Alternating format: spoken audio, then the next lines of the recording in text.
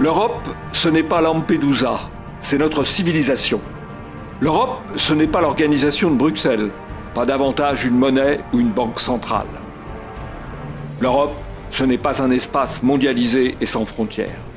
L'Europe, ce n'est pas le monde africain, ce n'est pas non plus une terre d'islam. L'Europe, ce n'est ni la laideur ni le non-art. L'Europe, c'est le continent des Européens. L'Europe, ce sont des millénaires d'histoire, 700 millions d'Européens. L'Europe, c'est une identité, la civilisation européenne et chrétienne. L'Europe, ce sont les temples grecs, les aqueducs et les théâtres romains, les chapelles romanes, les cathédrales gothiques, les palais Renaissance, les grandes places, les béguinages, les églises baroques, les châteaux classiques, les édifices Art Nouveau. L'Europe, ce sont des rivages sauvages, des montagnes majestueuses, des fleuves paisibles. L'Europe, c'est le sentiment de la nature. L'Europe, ce sont des paysages jardinés par l'homme, des bocages aux polders, des prairies aux cultures en terrasse. L'Europe, c'est le terroir du pommier et de l'olivier, de la vigne et du houblon.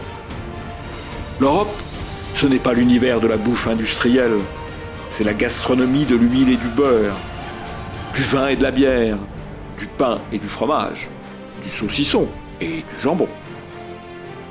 L'Europe, ce n'est pas le monde de l'abstraction, c'est l'art de la représentation. De Praxitèle à Rodin, des fresques de Pompéi à la sécession de Vienne. L'Europe, c'est l'imaginaire celte et le mystère chrétien. L'Europe, c'est la civilisation qui change la pierre en dentelle. L'Europe, c'est le refus de l'ahurissement. C'est la culture qui a inventé le chant polyphonique et l'orchestre symphonique. L'Europe, ce n'est pas le monde de Belphégor, c'est la civilisation qui honore la femme, déesse, mère ou guerrière. L'Europe, c'est la culture de la chevalerie et de l'amour courtois. L'Europe, ce n'est pas le monde de la surveillance, c'est la patrie de la liberté. La citoyenneté grecque, le forum romain, la grande charte anglaise de 1215, les villes et les universités libres du Moyen-Âge, le réveil des peuples au XIXe siècle. L'Europe, c'est un patrimoine littéraire et mythologique. Homère, Virgile, Hésiode, les Eddas, le chant des Nibelungen et le cycle arthurien. C'est aussi Shakespeare, Perrault, Grimm. L'Europe, c'est l'esprit d'invention et de conquête. C'est Léonard de Vinci et Gutenberg. Ce sont les caravelles, les montgolfières, les débuts de l'aviation et Ariane.